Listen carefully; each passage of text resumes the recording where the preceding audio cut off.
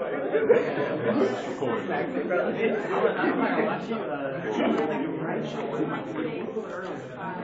everyone. Hello. Good morning.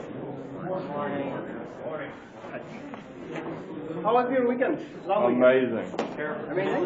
Better than Terrible. All right. Did you do anything special on this weekend? Homework? Apart from that? What else? What else did you do? Nothing? All right. Just fine. Do you guys know that why he had this weekend? Labor Day, yeah. Labor Day. But what is Labor Day? Like you put more labor. That's the idea? What did you do this weekend? Pardon? What did you do? What did I do? Yeah, I'll share a bit. But let's hear from you guys. I went to work. So you put more work. Yeah. Homework. It's okay. I mean, you are not labor, so you are excused. You can do whatever you like. Once you become a labor, then we'll see. Alrighty, so we have an exam coming also tomorrow on Wednesday, right?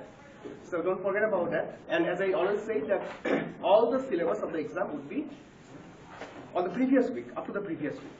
So what did the stuff that we discussed on the previous week would be the syllabus of the following week for the class quiz. Okay? So tomorrow you'll be having exam based on what we discussed on the second week. Okay? Only second week, not the previous week, not the first week. And as previously, this exam will be open book, and you can use whatever you like. Just do not use your peers. And for tomorrow, please make sure that when you sit on that big seminar room, make sure that you have both your left hand side and right hand side seat empty. Okay? So no two people will sit close to each other. All right? Please make sure that so that we don't lose time. Otherwise, I will have to command and rearrange the sitting. It will take more time. So please make sure that no two people are sitting together at the same place. All right. So let's begin with our discussion. Does any one of you remember that what did we discuss last day? That means on last Thursday. The charge distribution of different geometries. The geometries. And we spoke about it. That initially when you began the class, you probably knew about Coulomb's law, and you knew that it really depends that how far you are from a set of charge. The farther you go from the charge, the lesser the impact. Right? And it reduces with the proportion of 1 over d square. D means the distance from the charge. But later on, you also develop the idea that it's not only about the charge or the distance between the charge, but also it depends on the geometry, how exactly the charges are distributed over a surface. Right? So if I have a point charge versus if I have a line of charge versus if I have a ring of charge, each of these would have very different impact. That's what we talked about, that geometry matters. So why geometry matters? Why geometry matters? We spoke a little bit, but can anyone give me just a brief idea? Go ahead. Different approaches to different geometries can help us simplify the problem, depending on what Yeah, I understood that part, that if we have a random distribution of charge, we can simplify it to some simple geometry, and based on that we can do the calculations. My question was rather, why geometry matters in order to calculate the electric field? Why geometry impacts electric field? Because our choice of coordinate systems would depend. I guess that's kind of the same thing. I understood. Any other input from here? It has a different effect on the test charge. It has a different, they means which one? Do what? The different geometries?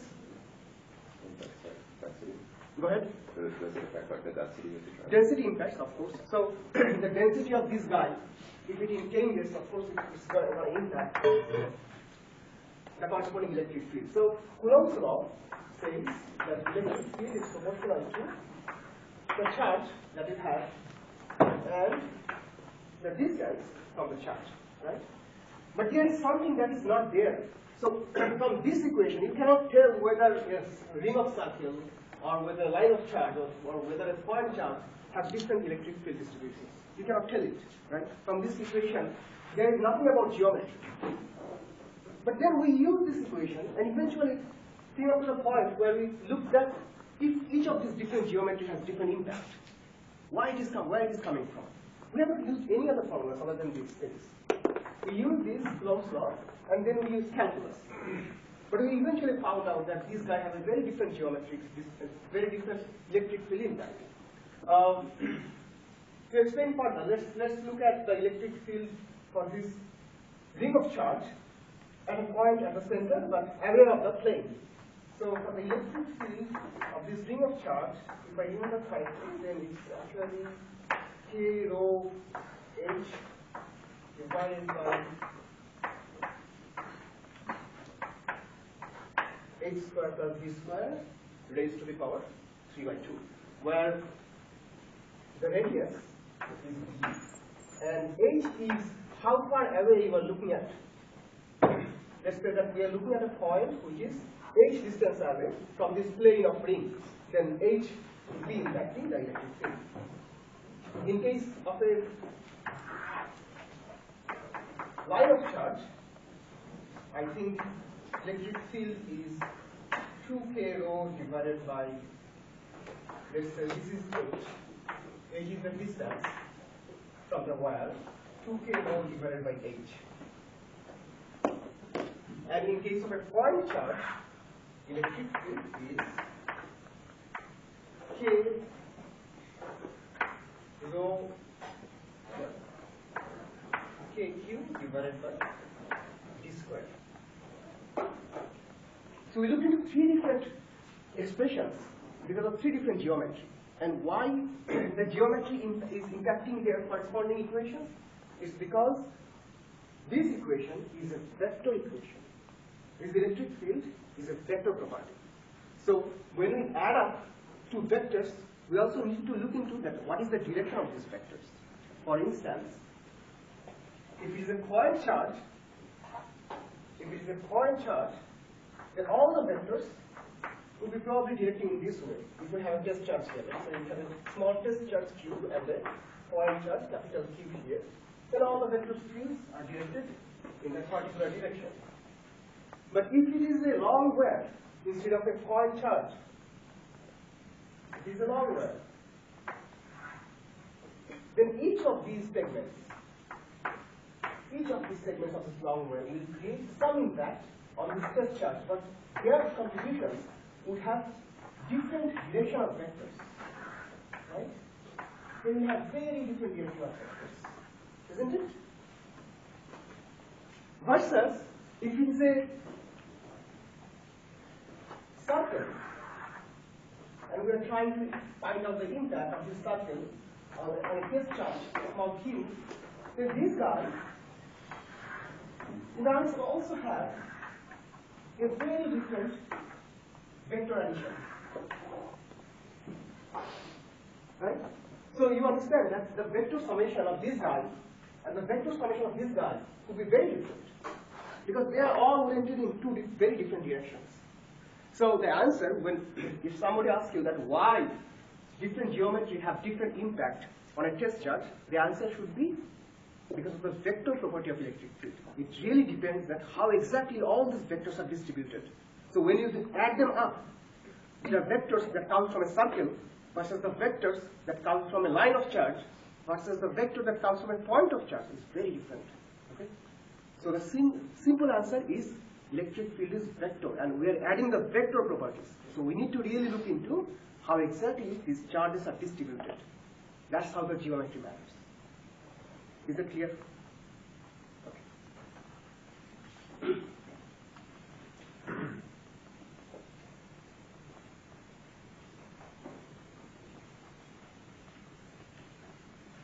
So if I ask in the exam that why geometry matters, would you be able to answer? Would you be able to say that it's actually the vector property of electric field, and that's why the geometry matters. Alright, so let us discuss about geometry a little bit further.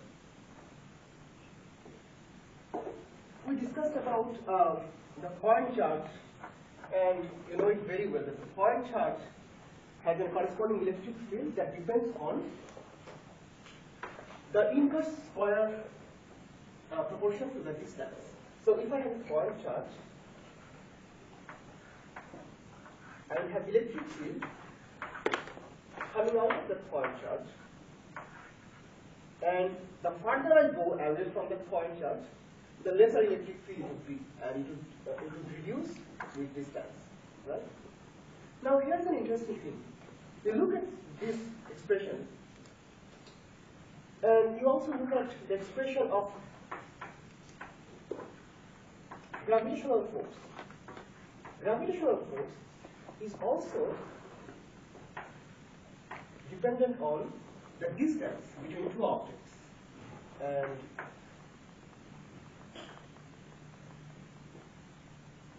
let us say that we are talking about the gravitational force of the Earth, and the force decreases as you go away from the surface of the Earth, upward. Right? And look at these two equations. Both of these equations, they roughly look very same. Like in terms of distance, they look very same. Both of these guys is dependent on the distance from that object, and it reduces with the proportion of inverse square, right? So why these two guys has more or less the same form of relation? And the answer is actually also geometric. To understand why, let's think about this. Let us say there is a point charge, okay? And we are trying to calculate the impact of that electric field for that point charge at a distance d1, okay, here. So you guys all know that the impact of electric field would be all same if I draw a circle around that point charge with a radius d1, right? So on that circle, all these points have the same impact, same electric field. Everyone understands that? So if d doesn't change, the corresponding electric field also doesn't change. Alrighty, so what happens if I increase the distance d and try to calculate electric field at a distance d2? Then you may say that, okay, since distance increases, of course, the electric field is also going to reduce. And I can also draw a circle, right? I can also draw a bigger circle centering around the point charge and with a radius of d2. And I can expand all these vector fields. These arrows are vector fields, okay?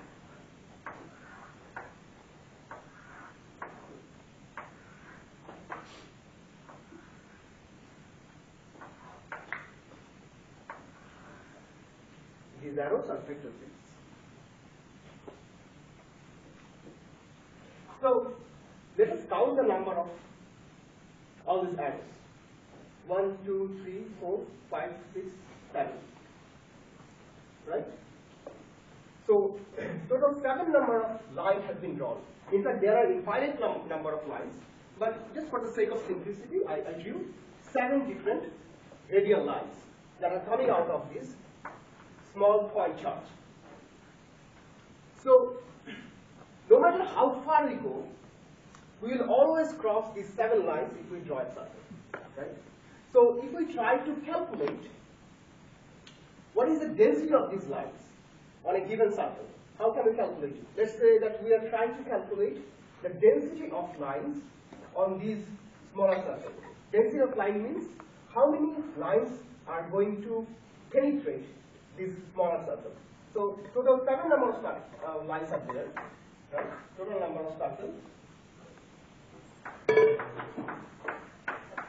Number number of lines is 7, and the density of lines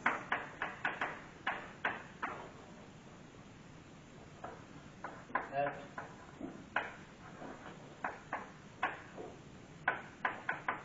small circle.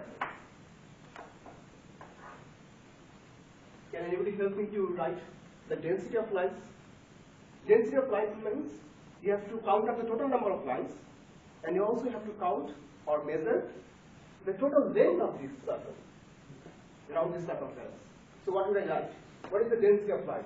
In the top, in the numerator, I just write the total number of lines. 7 number of lines are there. What should I write at the bottom? 2 pi d1. Go ahead. 2 pi d1. 2 pi d1, absolutely. 2 pi d1. That's exactly the density of line for the smaller circle. So in case of a bigger circle, the density of line is 7 divided by 2 pi d2, right?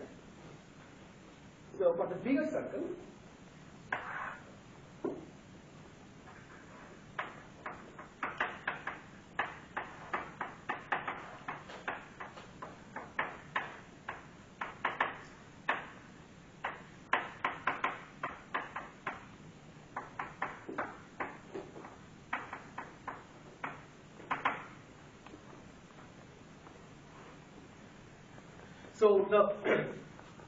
so the farther away you go from that small point charge, the lesser density you would have in terms of how many lines are crossing those circles.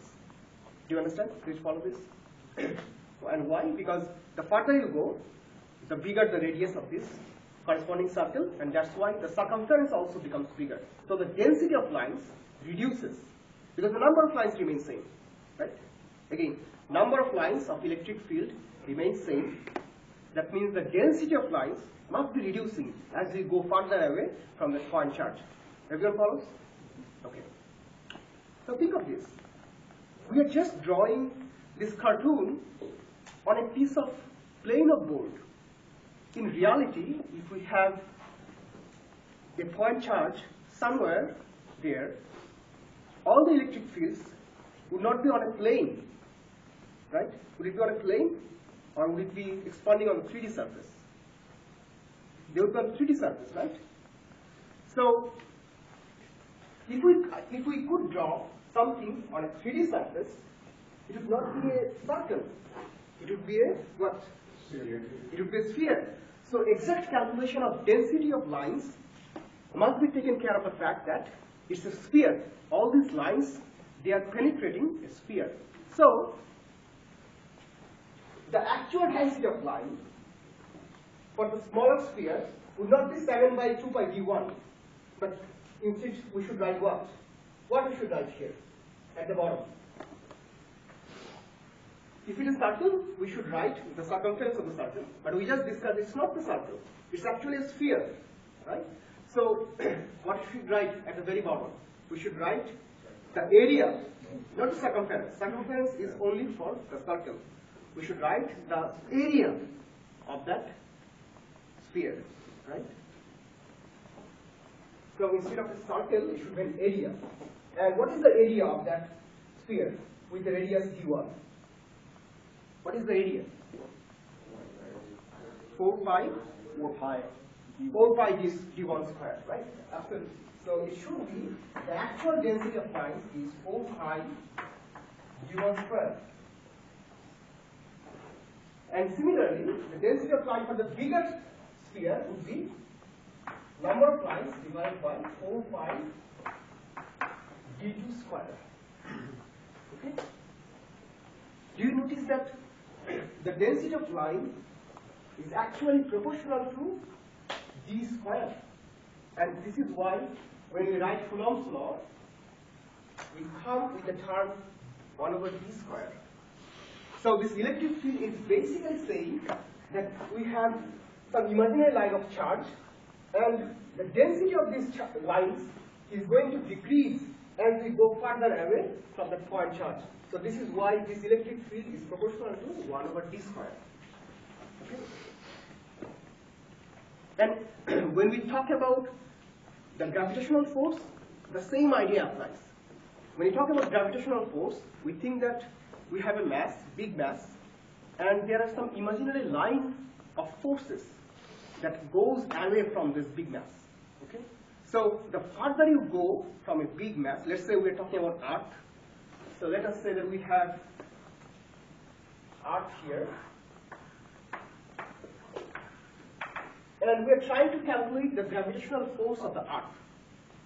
So there are some imaginary lines of forces that goes away from the Earth.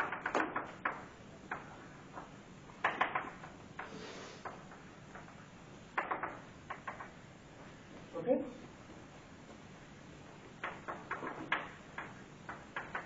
This is Earth. And these are some line of forces. Line of gravitational forces. So the further away you go from Earth, the lesser the density of these line of forces, right? If you draw a bigger sphere around the Earth with a radius of, let's say, d, then the corresponding density of line of forces would reduce by a factor of 1 over d square. And that square comes from that each sphere has a surface of 4 pi d square. Okay? So when you talk about the Coulomb force, in fact, this argument also comes from the argument of geometry. Do you remember? Do you follow that why the Coulomb's law and gravitational force, both of them have the same form of expression? Because both of them are talking about the density of line of forces. Okay? All right.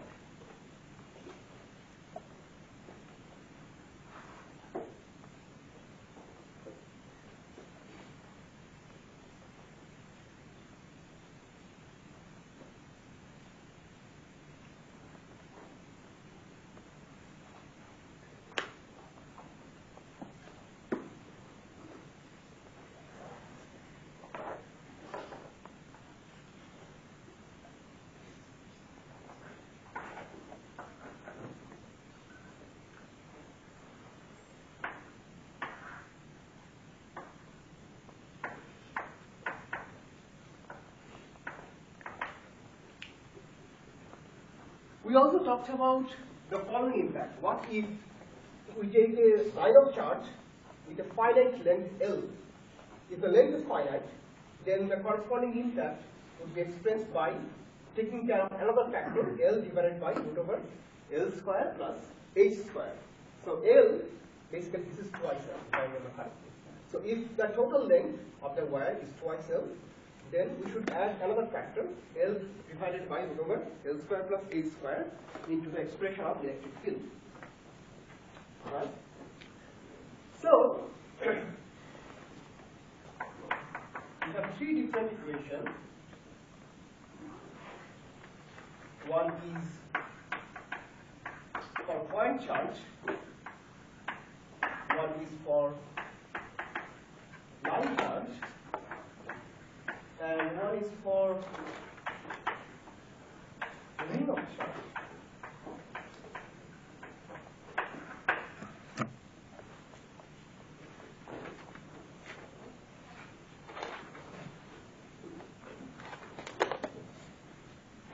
So, if I say that I have a line of charge, okay, let's say that line of charge is indeed have this physical length, and I place it on the plane of the board, and I'm trying to measure the electric field at a point away from the board. And I take that point further and further away or up there. Okay? So we have we have the line of charge, which is only up to this length, okay? Exactly up to this length. And I'm trying to measure the electric field at a distance further away from the line of charge. In that case, if the distance from that line of charge is too high, would you consider a line or would you consider something else? You consider a point if you're far away enough. Go ahead again. If you're far away enough, you would consider it as a point. Very good. So if you go really far away, then you don't need to consider it as a line. You can just consider it as a point charge, right? Now we have all this expression here. This is for any length of charge. This is for any distance of the test charge. So the distance between the line of charge and the test charge is h, and the length of this wire is twice L, right? Now let's see. You people just said that if I calculate the electric field at a point very, very far away from this line of charge, then I don't need to consider that this is a line. I can just consider this is just a point. So basically this means if I take h to be very, very large, then L, then this guy, the line charge, and this guy, the point charge, would basically be the same, right? So if it basically becomes saying this expression must be reduced down to this expression if I take h to be very, very large compared to L, right? So let's see if it works. So let's say if h is really, really large compared to L, I can approximate this electric field as 2k rho h, and what should I write in the top? What should I write in the top? Should I write 0 in the top? Because L is very small. Pardon? Should be 1. Should be 1. Yeah, because you would really be 0. Yeah, it can be 0, but why it should be 1? Because the ratio, you'd be So, dividing by a very large number. Yeah. so let us see. I say that h must be very, very large than L. But I don't know what is the value of L. Maybe the value of L is also large enough. It's just that h is much larger. Whatever the value of L is, h is much larger than that. So I keep L as is, but in the bottom, I know that h is much, much larger than L. Let's say that L is just 1 centimeter, and h is 1 meter. So if you add 1 centimeter with 1 meter, it's nothing, right? So you can easily drop this term, L squared term, and you can just retain the h squared term, because h is much, much larger. So keep only h squared and drop the L squared in case h is much larger than L. If I only retain h squared, what do I get in the bottom? Just h. So what do I have in the top? We have 2k rho L divided by h squared. Now remember that 2 of L is actually the length of this wire, right? So if I multiply the charge density rho with the total length twice L, what do I get? The charge of the wire, the total charge, right? The total charge, if the total charge is Q, let's say the total charge is Q, then I can just write this as KQ divided by h squared. Do you follow? So the top half is a multiplication of charge density multiplied by total length of wire, which is twice L. So I replace rho twice L by just a single factor Q. Q is the total charge of that wire. So total charge of that wire is Q. Okay? And Q is equal to rho multiplied by twice L. Okay? This is the total charge. Is it similar compared to the point charge? Do you see that these two expressions are exactly the same? Do you follow? So it must be the case, because our common sense also says that if I go further away from a geometry of charge distribution, I don't need to consider the detail of the geometry. This geometry, whatever it is, no matter whether it's a line of charge or no matter it's a point of charge or a circle of charge, all of them can be considered as a point. Okay? So if this is true, and I just showed you that this is really true, if h is much, much larger than L, all these two equations become similar. So this also must be true for this guy, right? If I take a point of test charge, take it further away from that ring of charge, then I don't need to consider that this is a ring. I can just consider it as a point, right?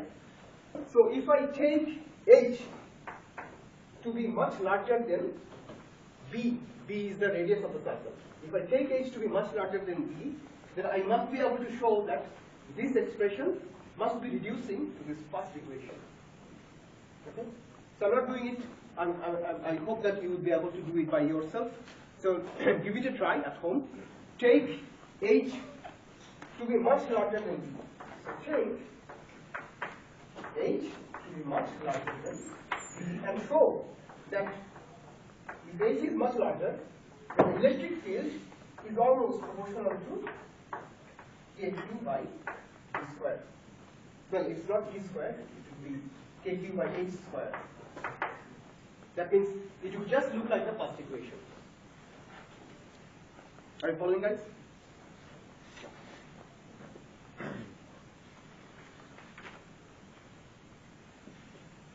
And the second thing is, when we say that something is small or something is large, let's say we are talking about a quantity H equal to 1 centimeter. Is 1 centimeter a small number or a big number? Small. Small number? Okay. What if H is 1 nanometer? Is 1 nanometer a small number or a big number? It depends on scale. Scale of Everything else around it, yes. absolutely. Yes. So that means when you are asked about giving a relative ratio, relative quantification, let's say I'm saying that 1 centimeter, and I'm asking you whether 1 centimeter is a small number or a big number, that is not a complete question. Because in order to know whether 1 centimeter is a small number or big number, you have to ask that you are comparing it with what? When you say that, okay, I'm comparing it to a very long length of wire, let's say 1 meter, then you can say that, okay, 1 centimeter is probably a very small number compared to 1 meter. But without that relative comparison, you cannot really say whether 1 centimeter is a small one or a big one number. Even if I say that H is 1 nanometer, still you cannot say that whether 1 nanometer is small or big. You have to know some other compared quantities. 1 nanometer could be very big because, well, in case of human scale, 1 nanometer is nothing. Our human hair, do you know that the thickness of our human hair, is it 1 centimeter? Thickness? No, Is what? What is your guess? microns. Yeah. Microns, very good. So it's actually roughly 50 microns. Our human hair is 50 micron. 50 micron is 1,000 times smaller compared to 1 millimeter. And nanometer, I'm saying 50 nanometer. 1 nanometer is even 1,000 times smaller than 1 micron. So it's really, really small. But still, if I say that 1 nanometer, is it small or large? You have to really ask back the question that we are comparing 1 nanometer to what? So if I say that we are trying to design a device, let's say transistors, which are all there, the heart of your computing machines, your laptops, your iPads, or whatever, all these transistors, they essentially are made of some semiconductors, and it has some gates, it has a drain, it has a source. If you don't understand all this is new to it, it's absolutely okay. Just think about it that the distance, I'm just trying to show you the distance between the gate and the device under it. This distance is actually 1 nanometer. Not 1, it's 4 nanometer, but the scale is actually nanometer. And all the people who work on device technologies, like people like me who work in industry, we are actually only concerned about that nanometer scale. We just really look into and focus at what is happening in that 1 nanometer scale. So for us, that 1 nanometer is really a big space of explorations. Okay, and we cannot say that 1 nanometer is very small. And why? Because all these other corresponding lengths, for instance, this guy, it has a length of 10 nanometer. This guy has a length of 2 nanometer. 2 nanometer. So the device that we are working on, it also has a nanometer dimensions. That's why when we talk about nanometer, the distance between these two guys we cannot say that we are just going to ignore it. We cannot ignore it. Okay? In the similar way, when we talk about these charges, and we're saying that we are going further away from the charges, whether we are going too far or too small, too close, it really depends on the relative comparison between L and H. If L is very, very long, let's say if L is 1 mile, then in order to make H very large, maybe we have to go 10 miles, right? So in that case, 1 centimeter is a very big number. We have to really, really go further away to really make it look like a point. Okay? So always remember, this is very important, and people often make mistake. If you give them a very random number, let's say 10 to the power minus 15, so 10 femtosecond, is it a small number or big number? Don't fall into trap. Don't say that it's a small number. You have to know the relative ratio. Okay? When people tried to measure the impact of black holes, they used a laser interferometry. And that laser interferometry, that can measure a time scale resolutions up to 10 to the power minus 15. That's a very small number, right? So if they make a mistake, little bit of mistake, they won't be able to catch this impact of black holes. So for them, 10 inverse 15 is a very, very significant number, and they cannot say that it's a small number and we are going to drop it. If they drop it, they won't get anything. Okay? So I think that you guys would be able to remember this thing, that any numbers must be compared with some other numbers in order to know whether it's small or large. And for our cases of charge distributions, these two comparisons must come from these two numbers, whether L and H, how big or how small they are. Okay? All right. So let us see if I can show you some cartoon picture.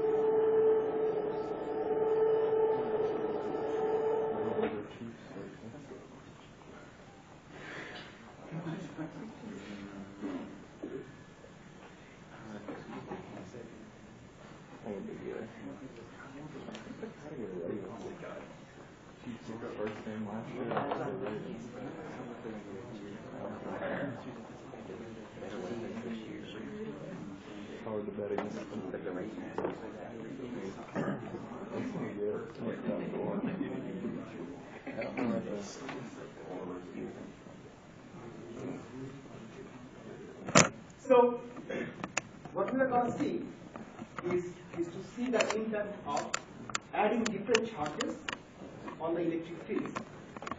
Okay?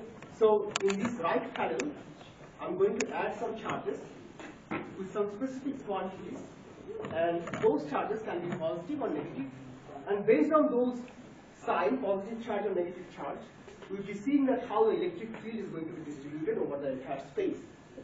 So let us begin with a charge of positive quantity. That means positive 5 coulomb charge. Okay? So the left-hand side module, it says that what kind of charge you are going to add on this right-hand side. And you can change the value from plus 5 coulomb to minus 5 coulomb. So if I add a small charge of plus 5 coulomb in this right-hand module,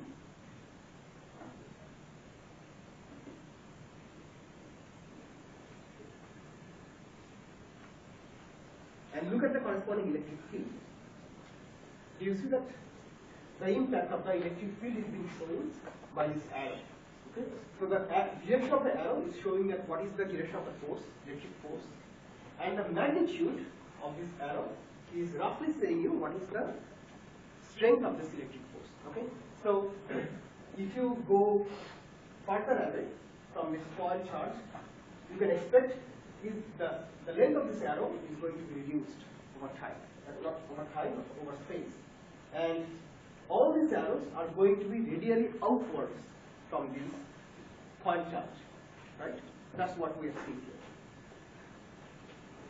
So What if I add a negative charge on the same plane? If I add a negative charge here, right here at the position of my cursor, what do you think the electric field would be? Would it be still radial? It would attract to the negative first. Say it again. The field would be attracted towards The negative fields line, the line of fields would look like that it is going from positive charge to negative charge, right? So let us see that if it is really the case. So now we have a negative charge in the color shown by the red line. And you see that the electric fields now have a different kind of distributions. Previously, all these electric fields were radially outwards from the point charge. And now, these guys, let's look at closely. It goes outward from the positive charge, but then it comes back and looks like that everything is merging, everything is converging to this red line. Right? You see that? And also look at the other guys. They also go further away and then they come back, and then they converge onto this red line. So you can imagine that this whole thing is like a sink of water and a source of water, like a fountain of water and a sink of water. If I take a tank, and this tank, let's say that this tank has some holes underneath it. So all these holes will act like a sink of water. If you pour water, a lot of water, all this water will go through the holes, right? Those are sinks. In a similar way, it's often convenient to think about all these electric fields as a flow of water. So if it's a flow of water, you can think that this guy is acting like a fountain of water. So it springs up some water out of nowhere. And this guy, this negative charge, acts as a sink of water. Okay? It just brings all this water into it. So if I add more charges here, then based on whether those are positive charges or negative charges, would you be able to tell whether those are sink or these are sources? You should be able to tell. For instance, if I add another positive charge,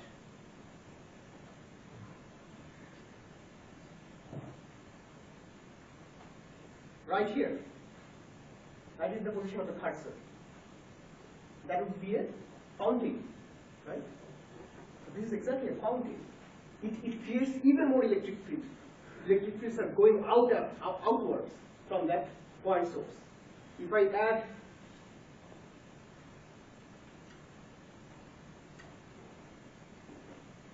one more negative charge close to this positive 5 coulomb charge, what would be the result?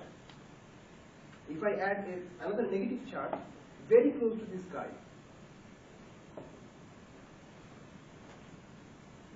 give me a second. I'll make a mistake now. So if I add a negative charge very close to the positive charge, so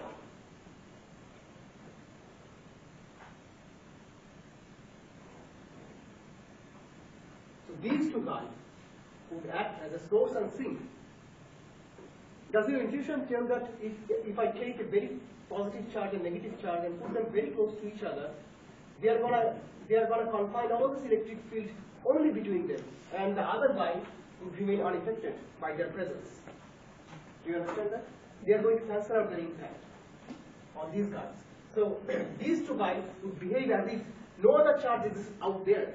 All the charges and the corresponding electric field would remain unaffected by their presence, because they are going to cancel out each other's impact, because they are very close to each other. And you can actually move around.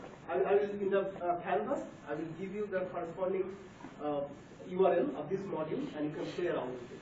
Okay? And so the basic idea here is that a charge can be thought of as a source of water or a sink of water. If it is a positive charge, then you can think it's a fountain of water. It springs up more water out of nowhere. If it's a negative charge, then it's a sink of water. It just draws in all the water into the hole. So this idea actually gives birth to the concept of divergence. Have you heard about the vector quantity divergence or curve or gradient. Have you read about it? Divergence, convergence curve. Which course was it? Oh, was it for a course? Sorry.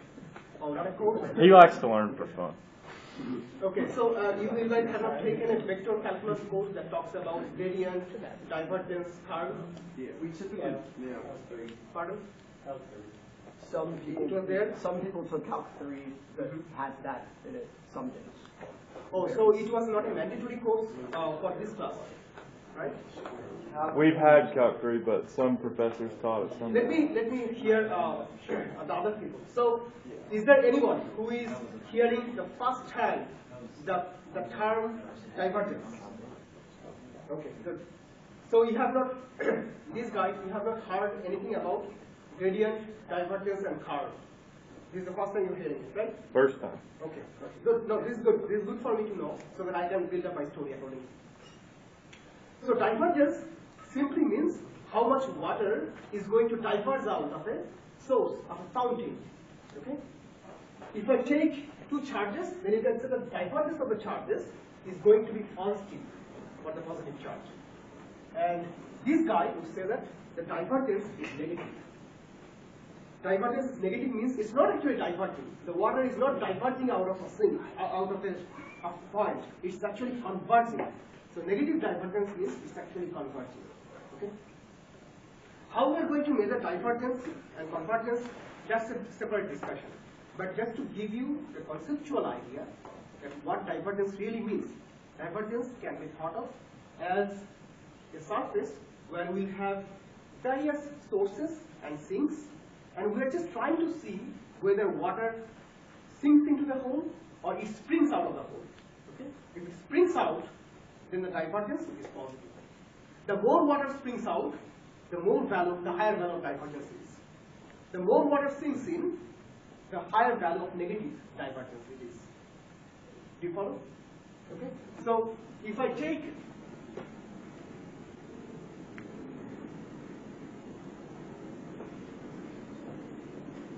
a negative charge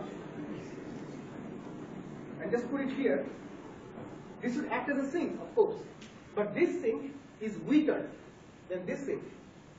So more water would flow into this sink and less water into this sink. Okay? So when we calculate the value of divergence, we will really just try to calculate the strength of this source and sinks. Okay? So in other words, if I take this out, let's say that I am taking out the charges value. You don't know what is the value of charges here. You don't know what is the value of charges here. All that you can see is the distribution of electric fields.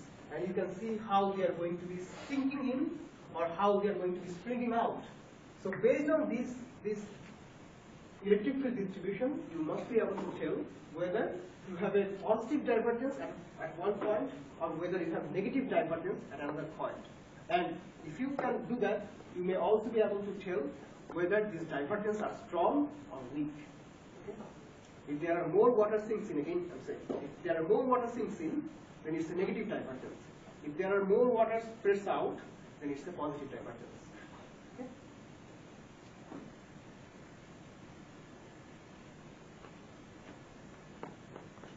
So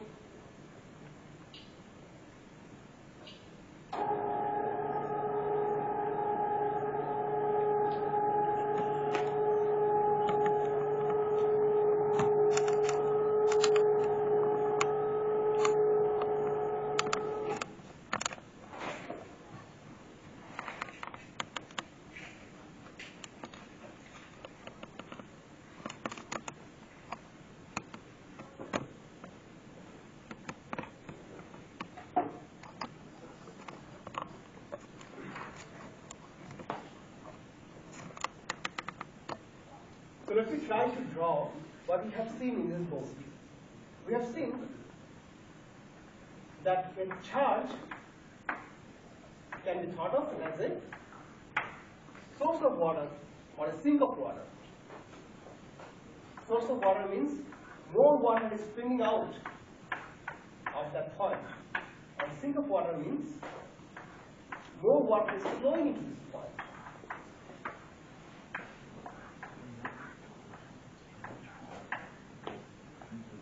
Okay? bring one source and one sink close to each other, then most likely the water that is coming out of this point, they will eventually go and sink into the other point.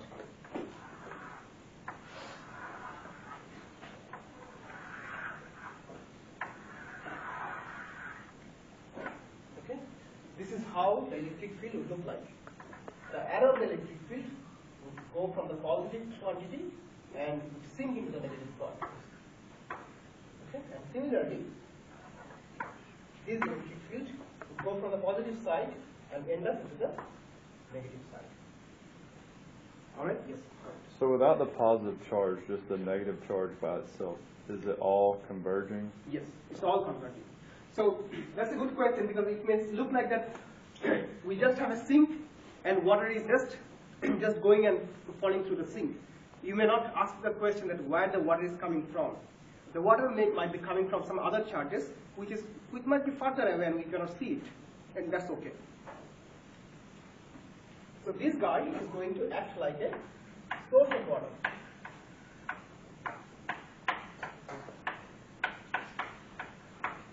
And this guy will act like a sink of water. And all these lines that I drew here, they will act like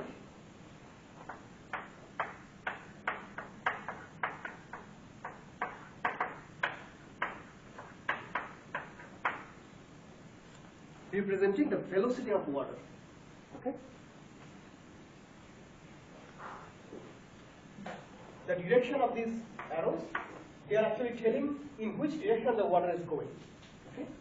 And if you look at here, the density of line is actually is higher when we are working very close to the sink or when working very close to the source. The further we go away from those sources or sinks, the lesser the density becomes for these lines. Right? So you can see that the water flows most heavily when we come close to the sinks and source. The water flow becomes more and more stagnant, slower as we go further away from these source and sinks.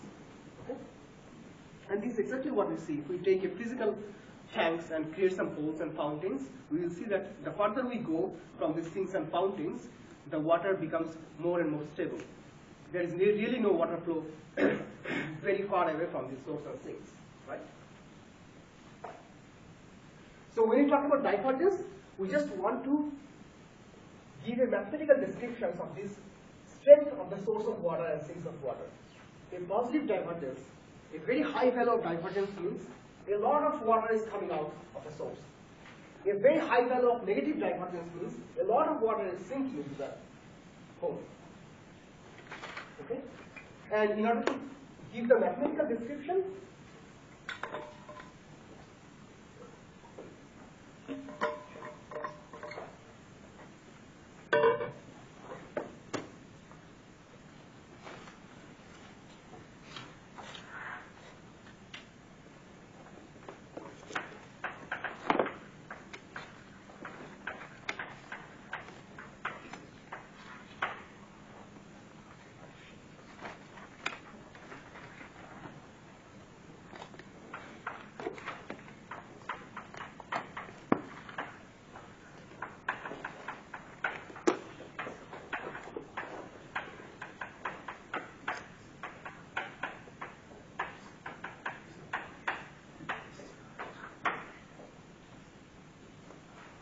the divergence of any quantity can be expressed by its summation of this differential change over x, y, and z coordinate.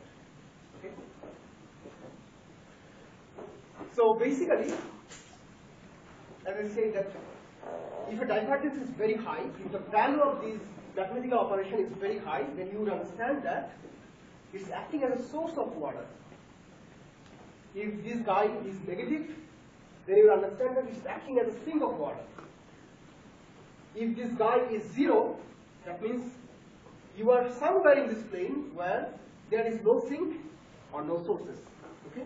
For instance, in this plane of bones that I drew, we have only two kinds of source and sinks. outside of these points, there is nowhere else where we have source and sink. So if we try to calculate divergence at this point, where there are no charges, then the corresponding divergence should give us a value of 0. Okay? Let me repeat this thing one more time. We will only have in this board, the way I drew it, we will only have positive divergence at this point. We will only have negative divergence at this point. And apart from this positive and negative divergence point, everywhere else in this board, we will have 0 divergence. Zero divergence means it's not acting as a source, it's not acting as a sink. It's just taking all the water and just pushing out all the water. So whatever comes in goes out the same. Okay? So if you take a small box,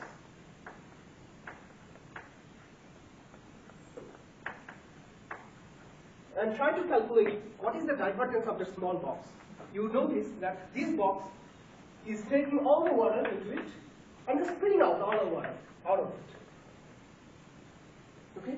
So it's not really creating more water, or it's not actually taking water and punishing it out to the hole. It's just taking it in and giving it out. So total divergence of these points is going to be 0. Okay?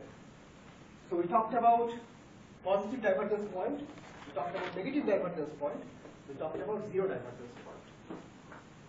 Okay? Do you understand why it is 0 divergence? 0 divergence means there is no total net change of water. Okay? Total amount of water remains the same. Whatever comes into this box, the equal amount of water goes out of the box.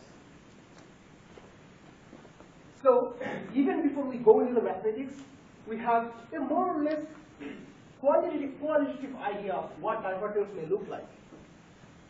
If I have a very high divergence value, that means it's a very strong source of water.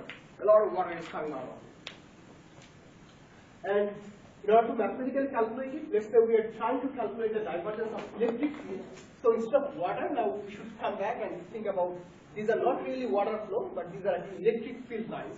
But the basic idea remains same. If we see that in electric field distributions, at a point we have a very high divergence, that just means that a lot of electric field is coming out of that point. If it has a very negative divergence point, this means a lot of electric field is sinking into this point. If a point has 0 divergence, this means whatever electric field comes in goes out.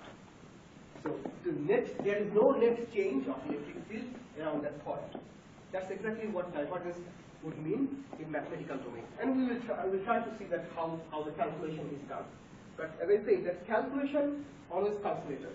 We first need to understand that what is the concept behind it. Okay? So an electric field, we know that electric field is vector. So that means it would have Ex, Ey, and Ez component. And when we will try to calculate the divergence of electric field, we will have to take the differentiation of electric field with respect to X, Y, and Z. Okay? And then we will add them up together. That would give you the corresponding value of divergence of electric field. So if we try to calculate divergence of a point of divergence of electric field at a point very close to this positive point charge, we will see that this guy would give us a very high value. Okay? This guy would also going to give us a high value, but the corresponding sign would be negative.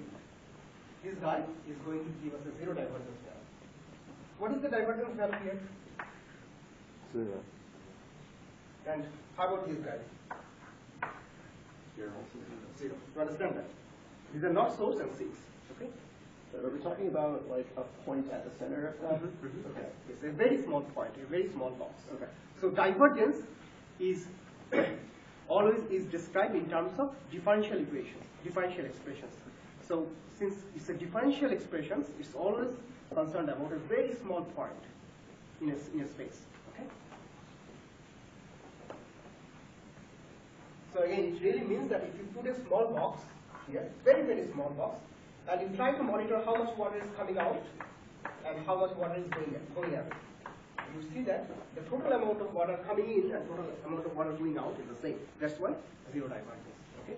So everywhere where there is 0 divergence, we must be sure that those points have no charges. whenever we see there are some divergence, this means that it must have some net charges. So, before going to math, let me ask you one more question. What if I put a positive charge at this point and try to calculate the divergence of it? Will it be 0, plus, or minus? It will be plus. This means this guy would emit some more water out of it, some more electric field out of it. Okay? So the divergence of this point will be positive. What if I take a negative charge and just place in the small boxes? This box is very, very small, the smallest box that you can think of. Previously I put a positive charge, and now on top of it I put a negative charge. What is the total divergence of that point? 0. 0, right? Despite it's a source, and there is a sink, but the net impact is 0. They're going to cancel out their impact. Okay? So the divergence of this guy is 0. Okay? So if I put another positive charge, so now we have two positive charges of same magnitude and one negative charge. What is the total divergence? Positive, negative, or 0? Positive. Okay? So this means if I have a divergence, if I know that some point has some divergence, I will know what is the net charges on that point. But I will never know what is the total amount of charge. What is the individual amount of charges? For instance, I will never know whether those charges are made of many positive charge and some amount of negative charge, or whether some other way. I will only know the net impact. Okay? Divergence always talks about the net impact at a small point. Alright? So, based on these mathematical expression of divergence, there is a sophisticated formula that also tells you what is the impact of an electric charge at a point P. And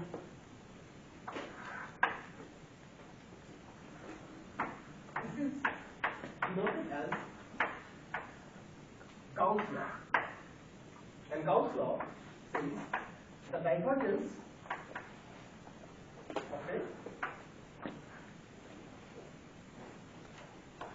point depends on what is the charge on that point. Okay? Gauss law says the divergence of an electric flux is equal to what is the net charge on that point.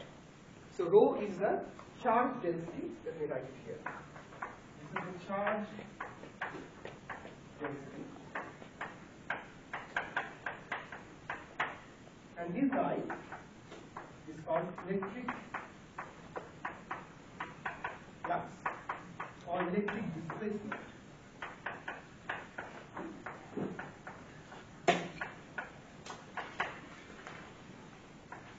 And this other symbol is called the divergence. You see, it is a triangular symbol with a dot sign.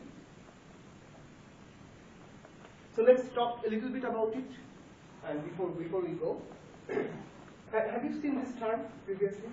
This D in your physics course? You have not? It's like a Greek symbol. Yeah. Pardon? It was a Greek symbol, but So you heard about it? No, not. I heard of flux before. So have you seen this term D? No? Okay. So D is very similar to electric field. It's just the relation between D and electric field E is this. D is the multiplication of the permittivity and the electric field. Okay? This epsilon is the permittivity of a medium.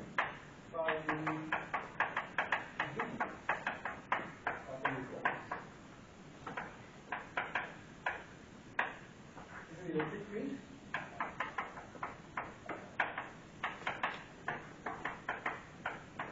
And this is the flux, electric flux, or in the top. Some people say that this is electric displacement. Why it's called electric displacement? That's I think we are not yet ready to discuss about it. So keep it aside for the time being. We will come back to it and say that why it's a displacement. But for now, we'll just call it flux. A flux is dependent on the electric field multiplied by the permittivity of the medium. Okay? The permittivity of the air is typically taken as 1. If you take other medium, let's say instead of air, we have a plastic. A plastic has a different permittivity. If you take a glass also has a very different permittivity compared to air. Okay? So when you change the medium, that means we are going to change this corresponding time, epsilon. And D is simply the multiplication between them. Okay? I think we are pretty much out of time today. And so be prepared for the next class. I will say that these discussions would not be a part of tomorrow's exam. Okay? And just before I release you guys, let me make sure about one thing. Have you noticed that in Canvas I upload some stuff for you to go through and read?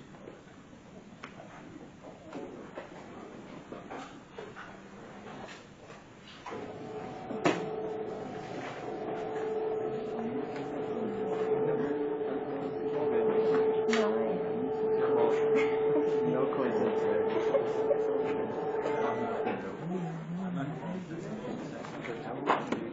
Completely unrelated to this. After I hang out with you like all the time. I'm gonna be really. I like writing it. I'm not expecting I anything. hope I am not hating it. I'm waking up at 6 in the morning. So people, we are not yet done. Please, hesitate. So if you go to the canvas, you will see that in the very first page, the home page, there are lecture materials. Okay, just click on that, and you will see that we will have some lecture materials for week 1 and week 2 as well. Okay, so these materials are basically taken from YouTube videos. For instance, in week 2, we discussed about the geometry, impact of geometry, and the corresponding electric field for a line charge, for a ring of charge, etc. And these video lectures, I think they did a pretty good job to explain very nicely and carefully about each of these mathematical expressions. So I know that in classes, we may not have enough time to go over each and every details of it. If you go and take a look here, you will have a much better idea. Even if you miss something in the class, I think you will be able to cope it up. Okay? So please go through these things, and if you still have questions, of course we can discuss in the office hours. All right. So take full advantage of it. Absolutely full advantage of it. Everything is taken from YouTube, so you can also go and search by yourself. Not a problem at all. We also have some class lectures uploaded. So if you go to home again,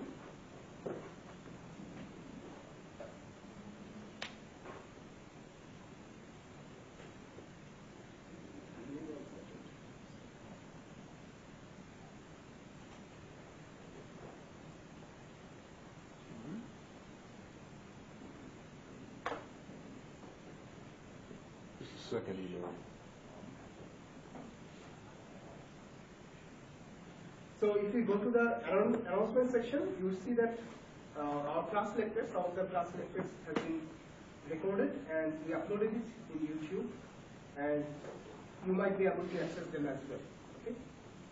So those class lectures are important because, as I say, that sometimes I discuss some important stuff that may not be fully explained in the book as well, but those are very important because our Wednesday exam will basically be dependent on these class materials. Okay? So if you miss some class, please take a special attention, talk to your peers, and see if you have missed anything. All right. So I hope that you will be able to utilize those tools, and good luck with your tomorrow's exam. Again, for tomorrow's exam, bring your laptop, bring your charger, make sure that it's fully charged. We'll see you tomorrow.